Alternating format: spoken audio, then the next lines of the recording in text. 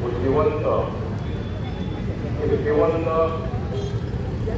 भारतीय राज्यघटनेचे सुपुत्र परमपूज्य डॉक्टर बाबासाहेब आंबेडकर यांनी स्त्रियांना जगण्याचा हक्क दिला.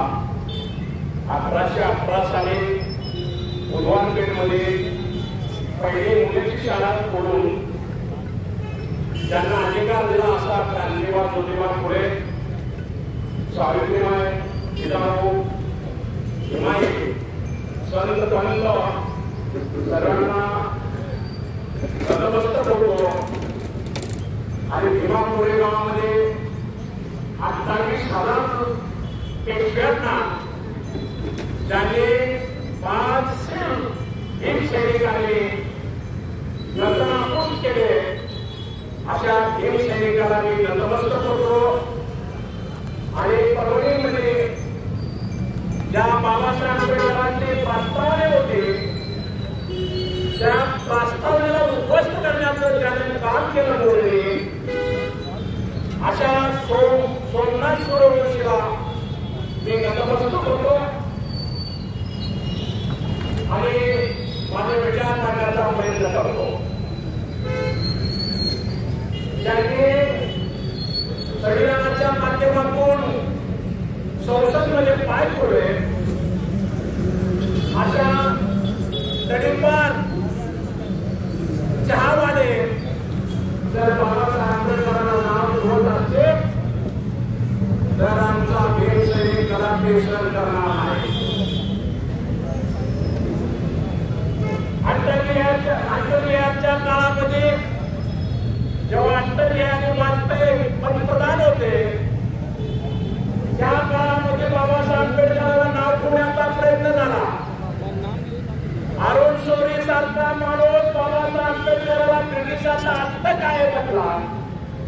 त्यावेळा देशाने भीमसैनिक अटल बिहारी वाजपेयीला सत्य म्हणून खाली घेऊन राहिले नाही.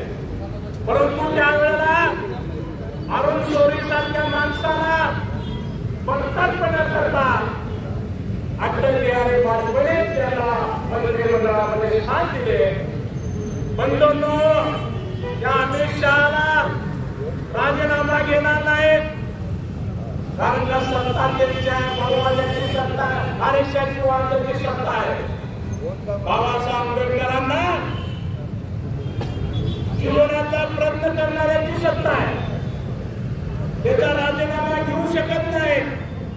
परंतु मी तुम्हाला विनंती करतो, समितीला विनंती करतो, आपण तिरंग्याला जर आव्हान केलं असेल, तिरंग्याला जर आपण खाली बांधला असेल तर घटनेमध्ये कायद्यामध्ये नमूद आहे. जर तिरंग्याचा आव्हान केला असेल तर त्याच्यावरती देशद्रोहीचा खटला दाखल केला पाहिजे. मग हे बंधूंनो, राज्यघटनेचा जर अपमान केला असेल तर या कायदा का नाही. राज्यघटनेच्या प्रस्तावना जर अपमान केला असेल तर त्याच्यावर नेतृत्वाचा गुन्हा दाखल करण्याचा कायदा का होत नाही. मी सर्व तमाम आंबेडकरवाद्यांना मी एवढं सांगू इच्छितो, लोकसभेमध्ये कुठलीही सत्ता असू दे, कुणाची सत्ता असू दे, जर राज्यघटनेला कोणी हात लावण्याचा प्रयत्न केला असेल तर त्याच्यावर देशद्रोहीचा गुन्हा दाखल झाला पाहिजे. असे त्या मंत्रिमंडळामध्ये कायदा पास करून घेण्याचं भीमसैनिकाचं आपलं काम आहे. बंदोडो दिल्लीमध्ये मंत्रालयाच्या थोड्याच अंतरावरती, जंतर-मंतर अंतरावरती बाबासाहेब आंबेडकरांची प्रत करण्यात आली. आपण भीमसैनिक आणत आहोत. म्हणून मी पंतप्रधान एवढे सांगू इच्छितो, जीव केला तर बेअंत. मग भीमसैनिक कधी मरणाला घाबरत नाहीत, लढायला घाबरत नाहीत, मरायलाही घाबरत नाहीत, कारण भीमा कोरेगावचा आपल्यासमोर इतिहास आहे. म्हणून बाबासाहेब आंबेडकरांना जर घटनेला जर तुम्ही हात लावण्याचा प्रयत्न करत असेल जनतेला फसवून तुम्ही सत्तेवर आलेला हे सगळं जनतेला माहित आहे. परंतु बाबासाहेब आंबेडकरांच्या घटनेला जर हात लावला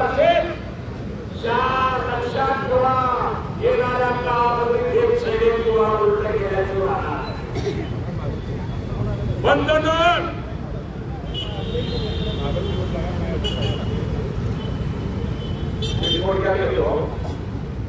तर आपण आंदोलन अनेक वेळा केलेलं आहे उत्तमला अनेक वेळा आपण शासनाला हे केलेलं आहे तुमचं अभिनंदन करतो तुम्ही काळात शावर तुम्ही मुद्दा केलेला आहे पुढे कायदा पास करण्यासाठी हेही आमच्याकडून सह्या घ्या आम्ही तुमच्या पाठीमागे खंबीरपणाने उभा राहतो आम्ही रक्त सांडायला सुद्धा तुमच्या पाठीमागे आम्ही तयार आहे ते काँग्रेस पक्षाचा प्रवक्ता म्हणून सांगतो तुम्हाला आमच्या काँग्रेस पक्षाच्या सर्व कार्यकर्त्यांना घेऊन येण्याची जबाबदारी मी घेतो हे तुम्हाला आश्वासन देतो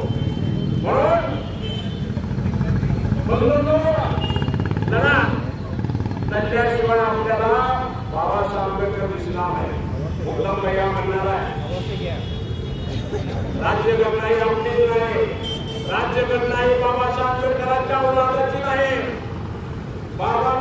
राज्यघटना ही बाबासाहेब आंबेडकरांच्या जातीचीच नाही राज्यघटना ही सर्व धर्म लोकांची आहे सगळ्या जातीची आहे जर मुस्लिमावर अन्याय झाला असेल तर मुसलमान जर न्याय मागायचा असेल तर बाबासाहेब आंबेडकरांच्या घटनेमध्ये पान उघडून कडक बघून तुम्हाला सुप्रीम कोर्टात आलंय कुठलाही धर्म घ्या हे देशातील कुठलाही धर्म घ्या कुठलाही पंथ घ्या कुठलंही राज्य घ्या बाबासाहेब आंबेडकरांची राज्यघटना सोडून ठेवल्याशिवाय तुम्हाला ग्रंथा येणार नाही म्हणून या लोकांना सर्व या चळवळीमध्ये आपण सगळ्यांनी सहभागी व्हावं अशी विनंती करतो आणि